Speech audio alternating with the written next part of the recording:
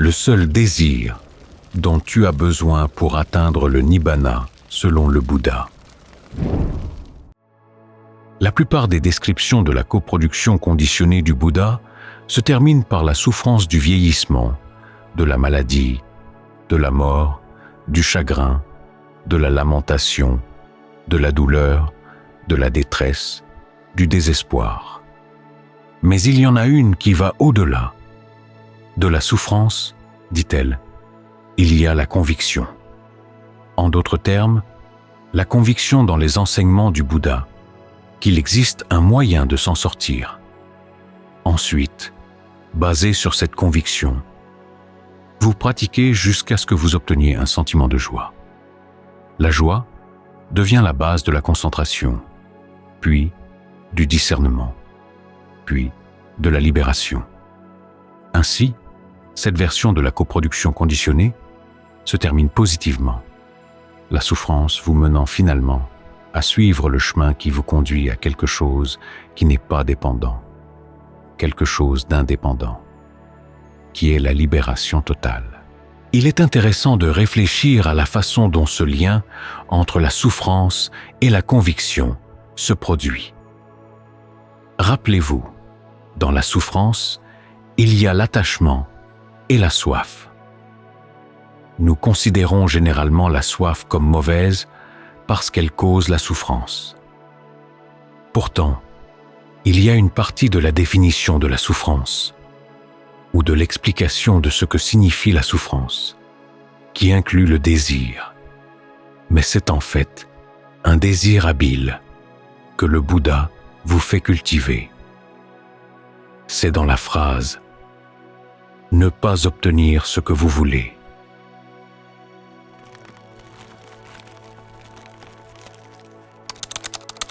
Cela semble assez ordinaire.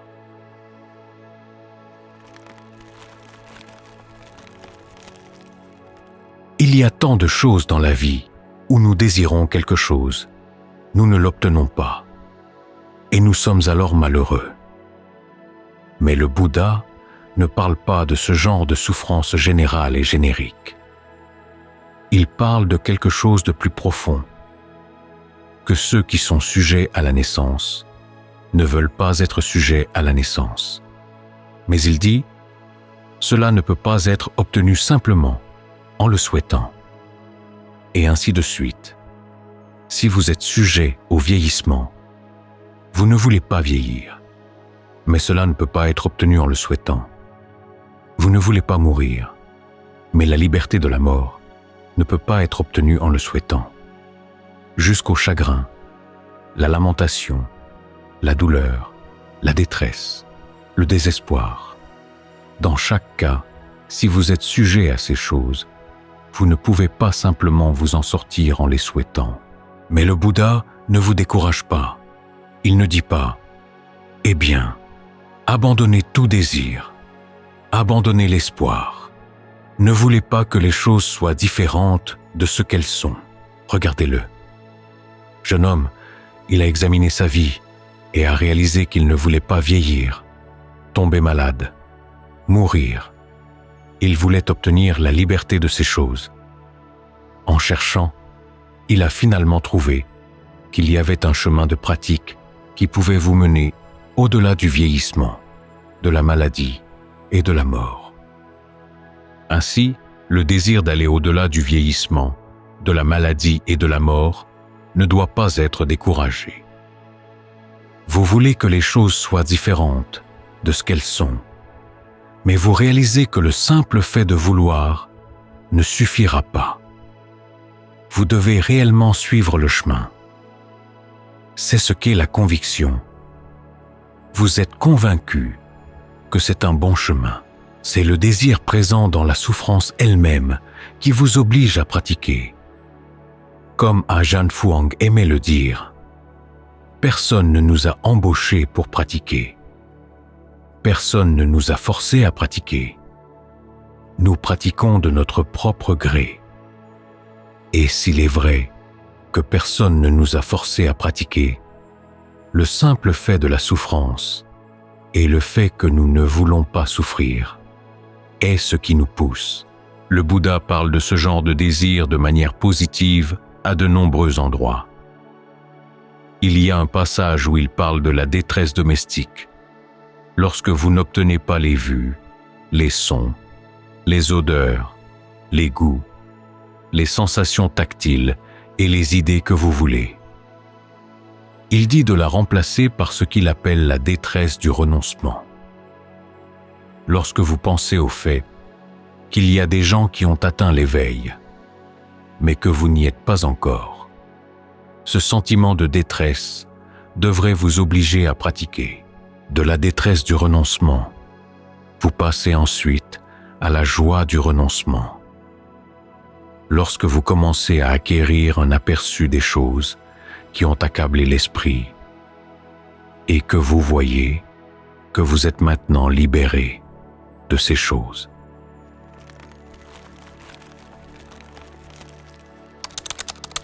Ainsi, la détresse y est en fait utile.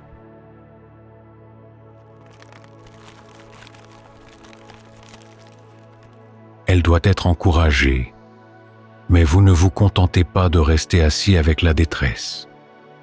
Vous agissez en fonction d'elle, grâce à votre conviction qu'il existe un moyen de s'en sortir. De même, avec la question du désir, comme l'une des bases de la réussite. Vous connaissez probablement l'histoire. Le vénérable Ananda séjourne dans un parc. Un brahmane vient lui rendre visite et lui demande « Ce chemin que vous pratiquez, quel est son but ?» Et Ananda répond « L'un des buts est de mettre fin au désir. » Quel genre de chemin suivez-vous pour mettre fin au désir ? Ananda décrit les 4 bases de la réussite. La concentration basée sur le désir, la concentration basée sur la persistance, la concentration basée sur l'intention, la concentration basée sur l'analyse. Le brahmane dit « Alors, c'est un chemin sans fin. Comment pouvez-vous utiliser le désir pour vous débarrasser du désir ?» Ananda lui pose une question en retour. Il dit « Vous êtes venu dans ce parc. Avant de venir ici, aviez-vous le désir de venir ici ?» Eh bien, oui. Et maintenant que vous êtes arrivé, le désir a disparu parce que je suis déjà ici. Ananda dit « C'est la même chose avec le chemin. Vous utilisez le désir pour vous amener à un endroit où vous n'avez plus besoin de désirer quoi que ce soit. »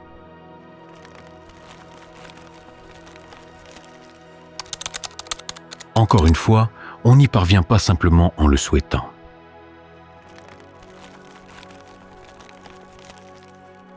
Vous pensez en termes de cause à effet. Vous suivez le chemin. Dans ce cas, c'est le chemin de la concentration, plus le juste effort, et implicitement, tous les autres facteurs du chemin. Lorsque le Bouddha parle des différentes ailes de l'éveil, la question se pose toujours. Comment les développez-vous ? La réponse revient toujours à suivre le noble octuple sentier. Alors, regardez votre pratique. Le chemin se résume à la formation en vertu accrue, concentration accrue, discernement accru. Quel aspect vous manque ? Dans quel aspect êtes-vous faible ? La vertu est là pour vous rendre honnête et plus sensible à votre esprit tout au long de la journée. Nous parlons d'être attentif aux états d'esprit, comme si cela se produisait comme quelque chose d'abstrait que vous observez simplement sans vous impliquer. Mais cela se produit en réalité lorsque vous faites des choix tout au long de la journée quant à ce que vous allez faire. Quel genre de choix faites-vous ? Sur quel genre d'intention agissez-vous ? Il ne s'agit pas seulement d'observer les choses qui vont et viennent, mais de remarquer quelles intentions, dans l'esprit, sont habiles et lesquelles ne le sont pas. S'il y a une intention incompétente, comment lui dire non de manière efficace ?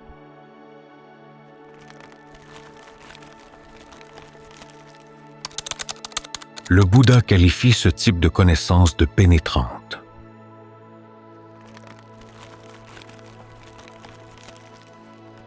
Il parle de la manière dont le discernement voit l'apparition et la disparition de façon pénétrante. Mais qu'est-ce que cela signifie, le voir de façon pénétrante? Ce n'est pas seulement observer le fait de l'apparition et de la disparition. C'est remarquer que lorsque certaines choses apparaissent, vous devriez vouloir qu'elles continuent parce qu'elles sont habiles. Elles ont de bons effets. Lorsque d'autres choses apparaissent, vous devriez vouloir y mettre fin parce qu'elles n'en ont pas. Vous êtes en train de faire des jugements de valeur. Ainsi, vous ne pensez pas simplement aux choses qui apparaissent et disparaissent, mais aussi à où vous mènent-elles? Quel genre d'actions vont-elles vous inspirer? Intégrer la pratique des préceptes dans votre vie quotidienne vous rend sensible à cet aspect de ce qui se passe dans votre esprit. Cela vous prépare également à la concentration, car cela vous donne de la pratique pour examiner vos intentions. Alors maintenant que vous allez pratiquer la concentration, vous allez vous concentrer sur une seule intention. Vous allez rester avec la respiration ici, dans l'instant présent. Et pour le moment, vous n'allez vous préoccuper de rien d'autre que de la respiration.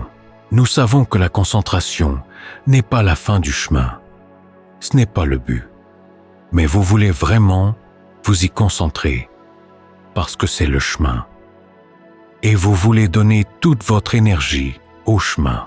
Il y a un professeur zen, Dogen, qui a fait la remarque un jour que le développement du chemin est fondamentalement la même chose que la réalisation de la fin de la souffrance.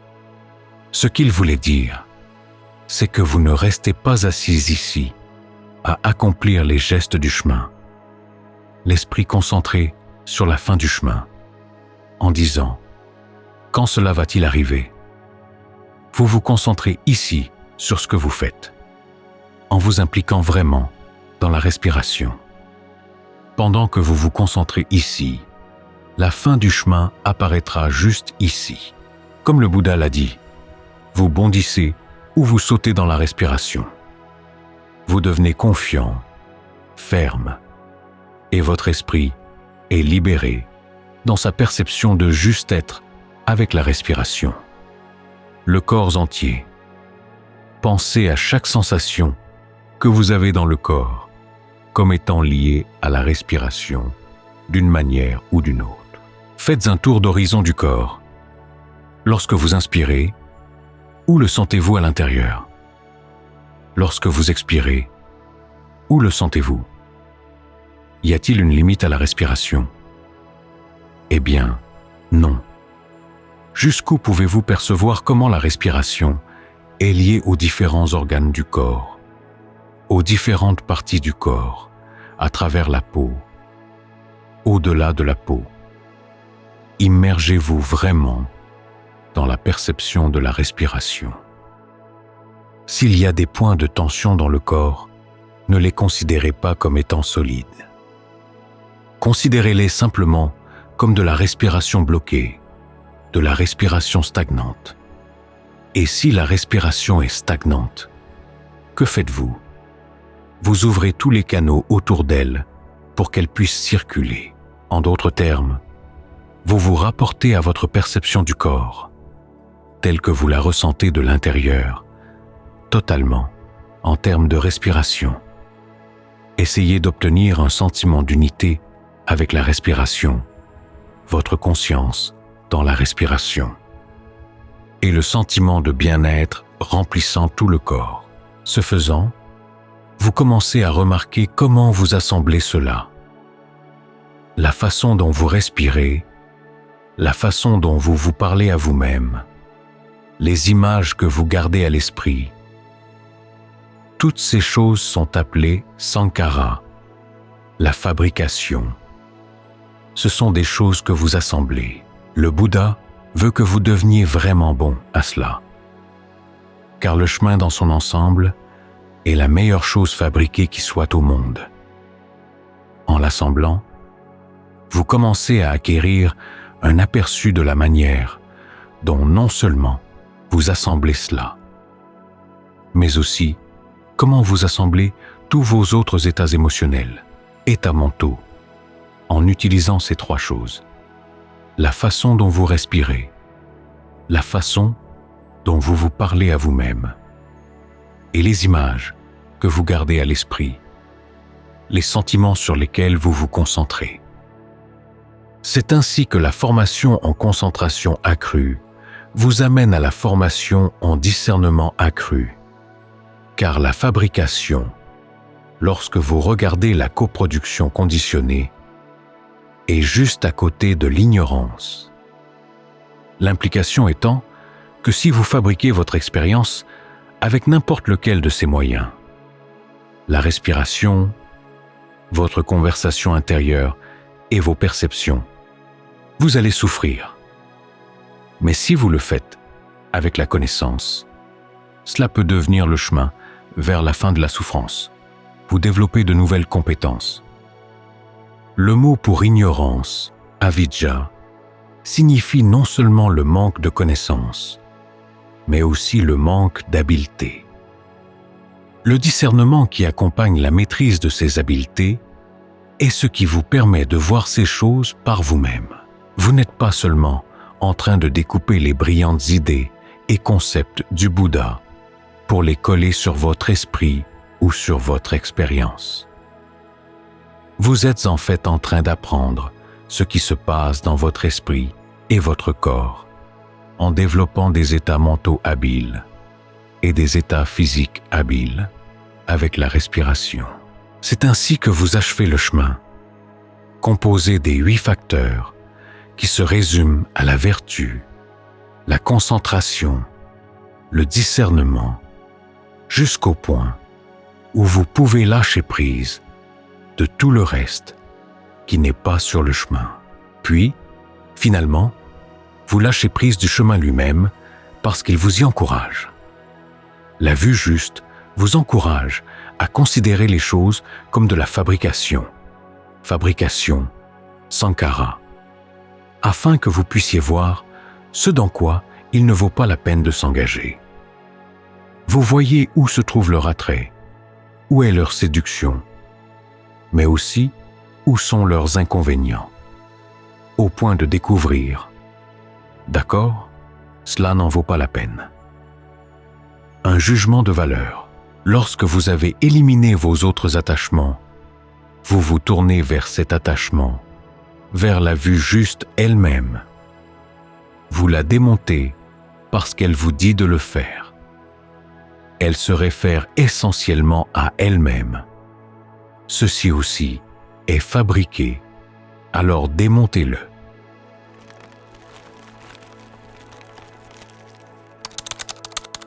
Démontez-le.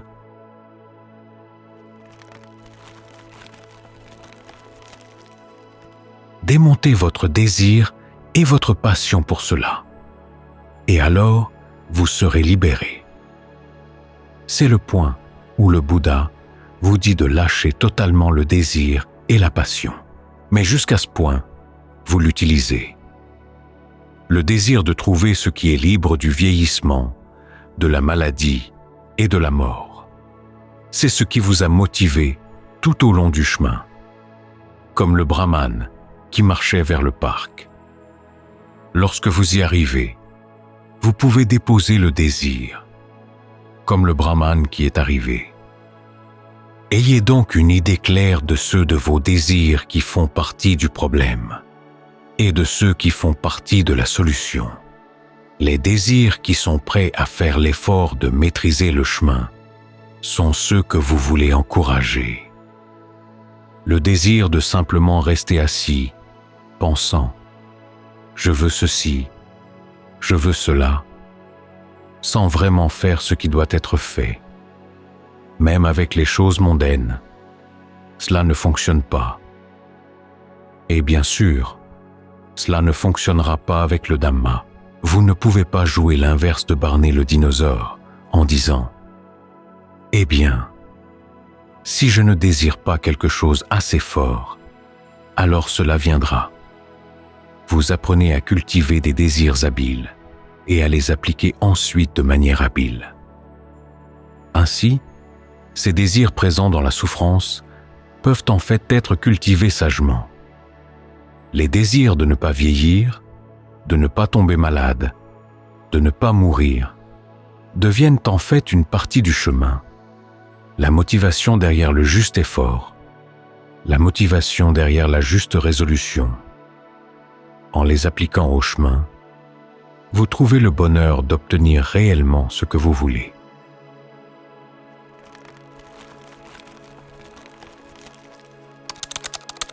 Le désir de l'éveil.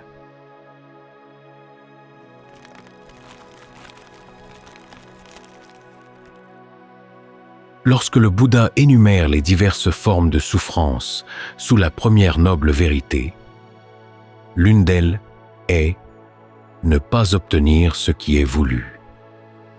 Si vous lisez juste cela, et que vous vous souvenez que le Bouddha a également dit que la soif est la cause de la souffrance, vous pourriez penser que le remède à cette forme de souffrance est simplement de ne rien vouloir. Lorsque vous ne voulez rien, vous ne serez pas déçu. Lorsque vous n'obtiendrez rien, vous ne souffrirez pas. C'est à partir de ce raisonnement que les gens ont tiré la conclusion que si la clé du but de ne pas souffrir est de ne rien vouloir, alors le chemin pour y parvenir devrait également impliquer de ne rien vouloir non plus. De cela, il s'ensuit qu'un chemin de ne rien vouloir devrait être un chemin de ne rien faire. Et pour ne vraiment rien faire, vous ne pouvez pas supposer que vous faites le chemin, ou qu'il y a même quelqu'un pour faire le chemin au départ. Le chemin se déroule simplement à mesure que vous retirez votre soi du chemin. Mais si vous lisez l'explication du Bouddha sur ce qu'il entend par ne pas obtenir ce qui est voulu, et si vous considérez cette explication à la lumière de sa propre quête de l'éveil, vous réalisez que le chemin pour mettre fin à cette forme de souffrance est plus subtil et stratégique. Il implique de vouloir et de faire. Et vous devez prendre la responsabilité de vous assurer que cela soit fait. Il explique ne pas obtenir ce qui est voulu. Ainsi, et qu'est-ce que la souffrance de ne pas obtenir ce qui est voulu? Chez les êtres sujets à la naissance, le souhait surgit. Oh, puissions-nous ne pas être sujets à la naissance, et que la naissance ne vienne pas à nous. Mais cela ne peut être réalisé par un souhait. C'est la souffrance de ne pas obtenir ce qui est voulu.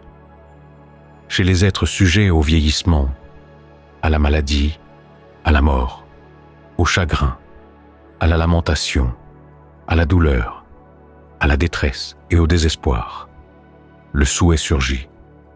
Oh, puissions-nous ne pas être sujets au vieillissement, à la maladie, à la mort, au chagrin, à la lamentation, à la douleur, à la détresse et au désespoir, et que le vieillissement, la maladie, la mort, le chagrin, la lamentation, la douleur, la détresse et le désespoir ne viennent pas à nous. Mais cela ne peut être réalisé par un souhait. C'est la souffrance de ne pas obtenir ce qui est voulu. Cette explication complique la situation, car le désir de ne pas être sujet à la naissance, au vieillissement, à la maladie, à la mort et à tout le reste, était précisément le désir qui a motivé le Bodhisatta, le futur Bouddha, dans sa recherche de l'éveil. Moi aussi, moine, avant mon propre éveil, lorsque je n'étais encore qu'un bodhisatta non éveillé, la pensée m'est venue. Pourquoi moi, étant sujet moi-même à la naissance, est-ce que je cherche ce qui est également sujet à la naissance? Étant sujet moi-même au vieillissement, à la maladie, à la mort, au chagrin, à la souillure. Pourquoi est-ce que je cherche ce qui est également sujet au vieillissement, à la maladie, à la mort, au chagrin, à la souillure? Et si moi, étant sujet moi-même à la naissance, voyant les inconvénients de la naissance, je cherchais le repos sans naissance, inégalé, libre du joug, le non-attachement? Et si moi, étant sujet moi-même au vieillissement, à la maladie, à la mort, au chagrin, à la souillure, voyant les inconvénients du vieillissement, de la maladie, de la mort, du chagrin, de la souillure, je cherchais le repos sans vieillissement, sans maladie, sans mort, sans chagrin, sans souillure, inégalé, libre du joug, le non-attachement. Le désir qui l'a motivé à chercher l'éveil différait du désir plus générique de mettre fin au vieillissement, etc. Car il a reconnu que la fin des formes plus courantes de ne pas obtenir ce que l'on veut, telles que la liberté du chagrin, de la lamentation et du désespoir, nécessitait quelque chose de radical, la liberté totale de la naissance et de la mort. Cela, à son tour, exigerait une recherche dédiée. Il a appelé cette recherche la recherche noble, par contraste avec la recherche ignoble qui cherchait le bonheur dans des choses sujettes à la naissance, au vieillissement, à la maladie et à la mort, comme les relations et les possessions. Or, ce n'était pas le cas que son désir d'aller au-delà de la naissance, etc., était limité au seul début de son chemin. Son désir continu de trouver l'immortel explique pourquoi il n'a pas été satisfait des 2 premières connaissances la nuit de son éveil. Connaître ses vies antérieures et savoir comment les êtres à travers le cosmos meurent et renaissent conformément à leurs actions. Ce n'est que lorsqu'il a trouvé l'immortel, grâce à la 3e connaissance, sachant qu'il avait maîtrisé les devoirs des 4 nobles vérités, qu'il a mis fin à sa recherche. Alors, moine, étant sujet moi-même à la naissance, voyant les inconvénients de la naissance, cherchant le repos sans naissance, inégalé, libre du joug, le non-attachement, j'ai atteint le repos sans naissance, inégalé, libre du joug, le non-attachement, étant sujet moi-même au vieillissement, à la maladie, à la mort, au chagrin, à la souillure, voyant les inconvénients du vieillissement, de la maladie, de la mort, du chagrin, de la souillure, cherchant le repos sans vieillissement, sans maladie, sans mort, sans chagrin, sans souillure, inégalé, libre du joug, le non-attachement. J'ai atteint le repos sans vieillissement, sans maladie, sans mort, sans chagrin, sans souillure, inégalé, libre du joug, le non-attachement. La connaissance et la vision surgirent en moi. Ma libération est sans provocation. C'est la dernière naissance. Il n'y a plus de devenir, désormais. Il a ensuite enseigné à ses étudiants de faire naître le même désir pour l'immortel et, plutôt que de simplement souhaiter l'immortel, ou d'abandonner ce désir et de se reposer satisfait de choses sujettes à la mort, de concentrer leur désir sur le chemin vers l'immortel et d'y donner suite jusqu'à ce qu'ils aient atteint le but. C'est pourquoi le Bouddha a noté que l'un des secrets de son éveil était le mécontentement à l'égard des qualités habiles. Comme il a décrit sa quête de l'éveil, lorsqu'il a suivi un chemin de pratique et a découvert qu'il ne menait pas jusqu'à l'immortel, il l'a abandonné à la recherche de ce qui est habile.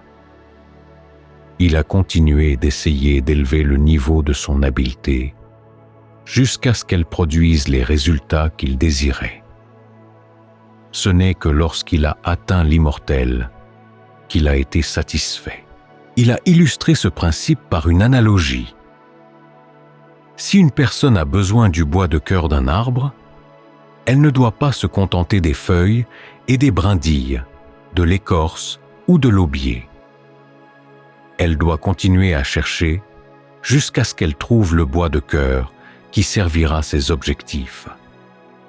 Ainsi, le désir de l'immortel n'est pas le problème. Le problème réside dans le fait de vouloir atteindre l'immortel simplement en le souhaitant. C'est pourquoi le Bouddha a enseigné que le devoir, concernant la souffrance, n'est pas d'abandonner le désir de l'immortel, mais de le comprendre. Lorsque vous comprenez le problème, vous comprenez la solution, et vous pouvez y concentrer vos désirs. Le Bouddha développe ce point en termes plus abstraits dans une variante intéressante de la coproduction conditionnée, sa liste des causes qui mènent à la souffrance et au stress. La plupart des versions de la liste se terminent par la souffrance, mais une version prend la souffrance comme point de départ pour une série de facteurs commençant par la conviction. Lorsque vous comprenez la souffrance de ne pas obtenir ce que vous voulez et que vous pouvez réellement identifier le problème, cela devient votre motivation pour placer votre conviction dans le chemin du Bouddha et désirer le suivre. Lorsque vous le faites, vous faites naître la joie, l'extase, le plaisir et le calme de la concentration, ainsi que le discernement qui inspire le détachement, menant à la libération totale. Lorsque vous concentrez vos désirs sur le fait de suivre le juste chemin d'action, vous obtiendrez ce que vous voulez. Le vénérable Ananda a utilisé une analogie pour illustrer le rôle du désir sur le chemin et dans l'atteinte du but. Une fois, alors qu'il séjournait dans un parc, un brahmane vint le voir et lui demanda quel était le but de sa pratique. Ananda répondit que le but était d'abandonner le désir. Le brahmane demanda alors s'il existait un chemin de pratique menant à l'abandon du désir. Et Ananda répondit que oui. Il décrivit ensuite le chemin en termes d'un enseignement appelé les 4 bases de pouvoir. Le pouvoir mental, doté de la concentration, basé sur l'une des 4 choses, le désir, la persistance, l'intention et l'analyse, ainsi que les fabrications de l'effort, ou juste effort. Le brahmane répondit alors que le chemin devrait être un chemin sans fin, car il n'y a aucun moyen d'abandonner le désir au moyen du désir. Ananda répondit par son analogie: « Avant que le brahmane ne vienne au parc, n'avait-il pas le désir de venir? N'a-t-il pas fait un effort pour agir sur ce désir? Et lorsqu'il est arrivé, ce désir, ainsi que l'effort, n'ont-ils pas été apaisés? » Le brahmane admit que c'était le cas. De la même manière, continua Ananda, lorsqu'une personne a atteint l'éveil total, quel que soit le désir qu'elle avait pour l'éveil, quel que soit l'effort qu'elle a fait pour l'éveil, celui-ci est apaisé. Ce qu'il implique ici, c'est que vous avez besoin du désir pour vous engager sur le chemin et pour vous y tenir jusqu'à la fin. Et comme il l'implique également, il n'est pas vrai que, dans les étapes supérieures du chemin, vous atteignez le but en abandonnant le désir d'y arriver. Vous abandonnez le désir parce que vous êtes arrivé. Or, le chemin et le but sont 2 choses différentes. Le but est non fabriqué, ce qui signifie qu'il ne dépend d'aucune condition. Ce n'est pas quelque chose que vous faites. Le chemin, cependant, est fabriqué. Il ne cause pas le non fabriqué, mais l'acte de suivre le chemin peut vous y amener, et c'est un chemin de l'action. L'important est de le faire correctement. Vous ne pouvez pas cloner l'éveil en abandonnant tous les efforts en imitation de ce que vous avez lu sur le but. Nous pouvons illustrer ce point avec une autre des analogies du Bouddha. Supposons que vous vouliez du lait d'une vache. Si vous essayez de l'obtenir en tordant la corne de la vache, vous n'obtiendrez aucun lait, peu importe à quel point vous le voulez. Mais si vous tirez sur la mamelle, vous obtiendrez le lait. Trop de gens essaient d'obtenir du lait en tordant la corne. Et, lorsqu'ils n'en obtiennent pas, ils arrêtent peu de tordre la corne. Ils remarquent que ne pas tordre la corne est plus paisible que de la tordre. Alors, ils décident que la paix ne se trouve pas en faisant quoi que ce soit à la vache, mais en embrassant votre conscience innée de la vache. Ils suggèrent même que c'est ce que le Bouddha entendait par lait. Or, la conscience de la vache peut vous apporter la paix et le soulagement après des années à tordre la corne. Mais elle vous laisse toujours assoiffé parce que ce n'est pas un moyen d'obtenir du lait. Il serait dommage de se contenter d'avoir soif, car le lait est encore potentiellement disponible. Ce que vous devez réaliser, c'est que vous avez initialement adopté la mauvaise approche et que vous devrez faire l'effort de trouver la bonne approche. Même si l'acte de tirer sur la mamelle est très différent de l'acte de boire du lait et qu'il n'est pas aussi paisible que de simplement être conscient de la vache, néanmoins, lorsque vous tirez sur la mamelle, vous obtiendrez le lait. Vous pouvez mettre fin à votre soif. C'est pourquoi c'est la bonne approche. Comme le dit le Bouddha dans ce sutta, la bonne approche de l'éveil est le noble octuple sentier. Et comme il le déclare dans un célèbre verset du Dhammapada, c'est à vous de suivre le chemin. Seulement, ceci est le chemin. Il n'y en a pas d'autre pour purifier la vision. Suivez-le, et ce sera l'égarement de Mara. C'est à vous de vous efforcer ardemment. Les Tathagatas indiquant simplement la voie. Ceux qui pratiquent, absorbés dans le jhana, des liens de Mara, ils seront libérés. Ici, le Bouddha ne prend pas simplement une licence poétique en disant que c'est à vous de vous efforcer.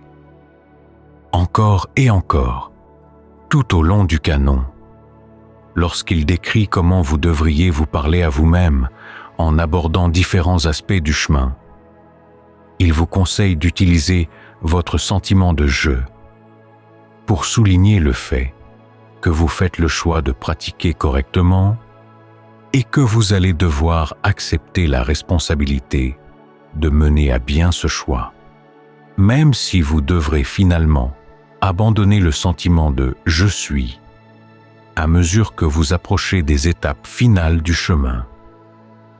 Tout comme vous devrez abandonner le désir et l'effort, vous n'arriverez pas à ces étapes finales si vous ne mettez pas d'abord ce « je suis » à bon usage tout au long du chemin. Ce n'est qu'alors, le moment venu, que vous pourrez l'abandonner d'une manière qui soit saine et efficace. Le Bouddha lui-même, en décrivant sa quête de l'éveil, a dit encore et encore, en substance, que j'ai fait ceci.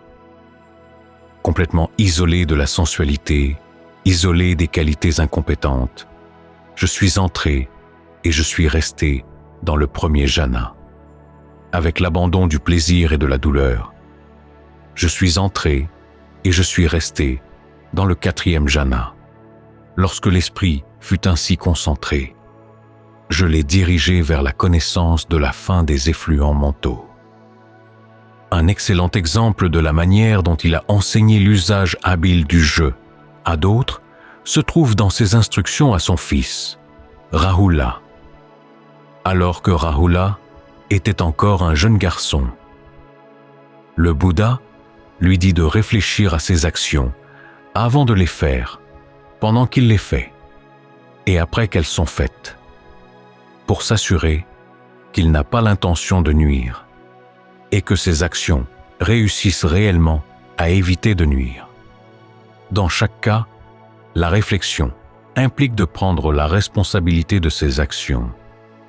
Cette action que je veux faire, cette action que je suis en train de faire, cette action que j'ai faite.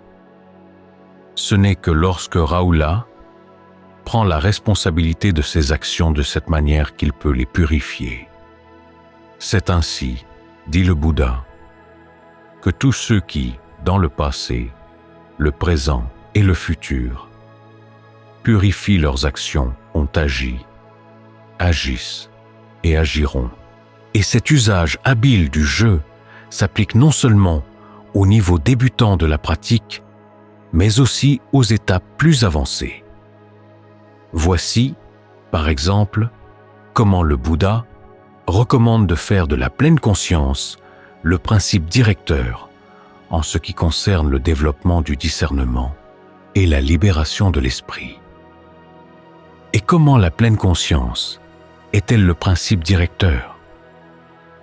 La pleine conscience que je vais examiner avec discernement tout Dhamma qui n'est pas encore examiné, ou je vais protéger avec discernement tout Dhamma qui a été examiné, est bien établi à l'intérieur.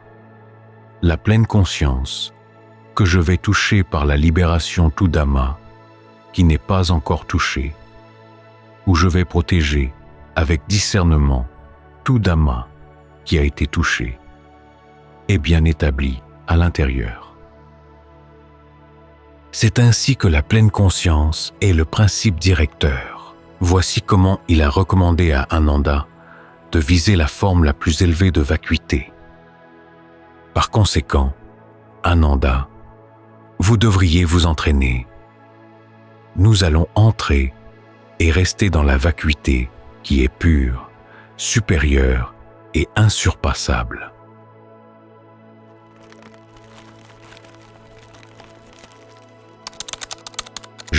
Je, nous. Ces termes ont leurs usages habiles.